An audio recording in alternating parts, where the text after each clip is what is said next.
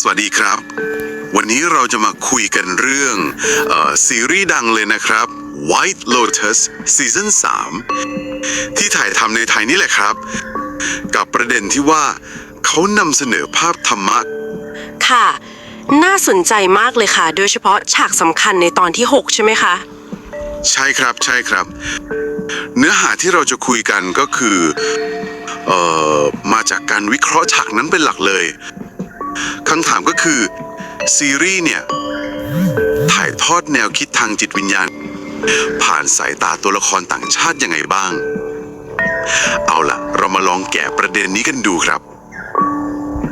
จุดที่น่าสนใจมากๆก็คือฉากในตอน6นะครับที่ตัวละครทิวโนทีครับเขาได้คุยกับพระสงฆ์รูปหนึ่งฉากนี้เหมือนเป็น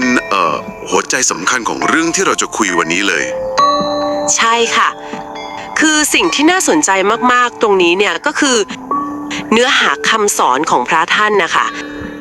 ท่านชี้ให้เห็นว่าแบบทำไมคนรุ่นใหม่อาจจะหันมาสนใจธรรมะกันมากขึ้นครับอาจจะเพราะว่ารู้สึกขาดการเชื่อมต่อทางจิตวิญญาณหรือเปล่าแบบ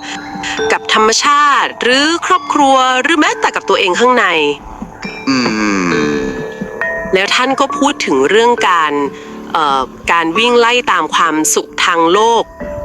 อย่างเงินทองอะไรแบบนี้เนี่ยค่ะที่มันก็มักจะนำไปสู่ความทุกข์อยู่ดีเพราะว่าความเจ็บปวดเนี่ยมันเป็นสิ่งที่เลี่ยงไม่ได้ในชีวิตคนเราครับผมแล้วก็มีคำอุปมาหนึ่งที่แบบลึกซึ้งมากเรื่องความตายอ๋อครับค่ะท่านเปรียบการเกิดเหมือนหยดน้ำเล็กๆที่แยกตัวออกมาจากมหาสมุทรคือจิตสำนึกรวมใหญ่นะคะแล้วการแก่ลงก็คือการค่อยๆไหลกลับคืนไปส่วนความตายก็คือการกลับไปรวมเป็นหนึ่งเดียวกับมหาสมุทรอีกครั้งหนึ่งเหมือนการกลับบ้านที่มันสงบสุขมากๆคือคำอธิบายมันเรียบง่ายนะแต่ว่าทรงพลังมากจริงๆค่ะใช่เลยครับตรงนี้แหละที่มันน่าสนใจมากๆเลยปฏิกิริยาของทิโมธีในฉากนั้นนะครับมันชัดมากเลยนะว่าเขาแบบได้รับผลกระทบมากๆค่ะดูตั้งใจฟังมากเหมือนกับว่าคำสอนพวกนั้นโดยเฉพาะเรื่องชีวิตความตายเนี่ยมันกำลังเปิดมุมมองใหม่ๆให้เขาเลยตอนท้ายเขาก็แสดงความขอบคุณออกมาแบบดูซาบซึ้งจริงๆนะครับค่ะถ้าเราลองเชื่อมโยงเรื่องนี้กับภาพที่มันใหญ่ขึ้นนะคะปฏิกิริยาของทิโมธีเนี่ยมันก็สะท้อนสิ่งที่อาจจะเกิดขึ้นได้บ่อยๆเวลาที่คนจากวัฒนธรรมตะวันตกที่อาจจะเน้นเรื่องปัจเจกมากๆมาเจอกับแนวคิดอย่างเรื่องความไม่เที่ยงการปล่อยวางหรือธรรมชาติของอัตตาอะไรแบบนี้มันก็อาจจะทำให้เกิดความประหลาดใจความสงสัยใคร่รู้แล้วก็พยายามทำความเข้าใจผ่านเลนส์วัฒนธรรมของตัวเองไปแต่ว่านะคะในขณะเดียวกันเนี่ยพอเรานึกถึงบริบทของไวท์โลตัสเองซึ่งเขาก็ขึ้นชื่อเรื่องการเสียดสีอยู่แล้วใช่ไหมคะใช่ครับเรื่องชนชั้นอภิสิทธิชนอะไรพวกนั้นใช่ค่ะเรื่องอภิสิทธิชนความเข้าใจผิดทางวัฒนธรรมอะไรต่างๆเนี่ยครับเข้าใจเลยครับสรุปก็คือซีรีส์เนี่ยใช้ฉากการสนทนาระหว่างทิโมธีกับพระสงฆ์